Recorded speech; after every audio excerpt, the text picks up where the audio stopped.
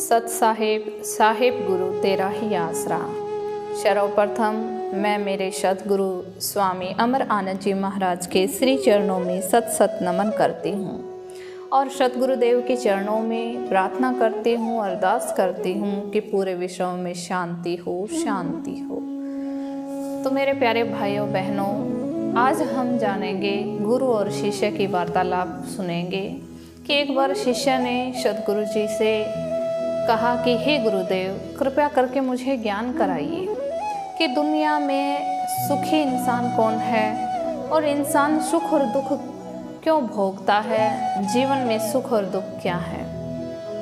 तब सतगुरुदेव महाराज ने बड़े ही प्रेम पूर्वक ज्ञान करवाते हुए अवगत कराया कि दुख और सुख इंद्रियों का ज्ञान है।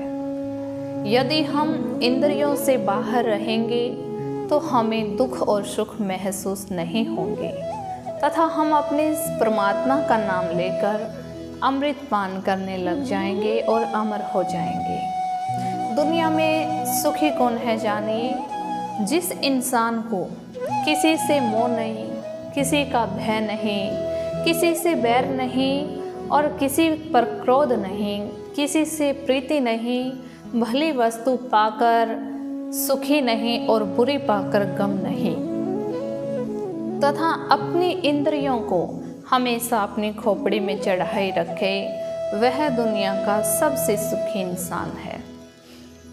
प्रिय शिष्य, अब जानिए कि दुनिया में, संसार में सबसे दुखी कौन है।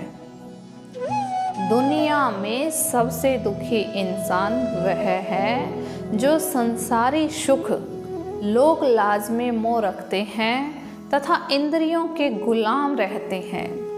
वह इंसान इस दुनिया में सबसे दुखी है। तो ये आपने सुख और दुख के बारे में जाना।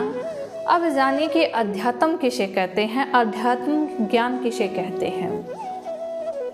अपनी ताकत से ताकत, अपने ज्ञान से ज्ञान, अपने प्रताप से प्रताप और सभी प्राणियों में जो श्रेष्ठ हो, सभी प्राणियों को बल मिले, इस मृत लोक संसार में उसका देदारे गुरु ना हो जिससे रूहानी शिक्षा प्राप्त की हो, ऐसे ज्ञान को आध्यात्मिक ज्ञान कहते हैं। तो ये आपने आध्यात्मिक ज्ञान के बारे में जाना, अध्यात्म के बारे में जाना। जो भी हमने ये सुना है और जाना है सुख और दुख के बारे में, आध्यात्मिक ज्ञान के बारे में, तो आइए हम सुख और दुख से बाहर होकर और सामान्य जीवन व्यतीत करें।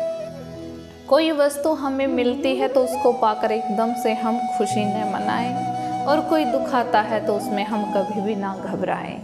तो इस प्रकार से यदि तुम इस प्रकार जीवन व्यतीत करोगे तो तुम सुख और दुख का पता चल जाएगा और अध्यात्म की ओर आगे बढ़ोगे।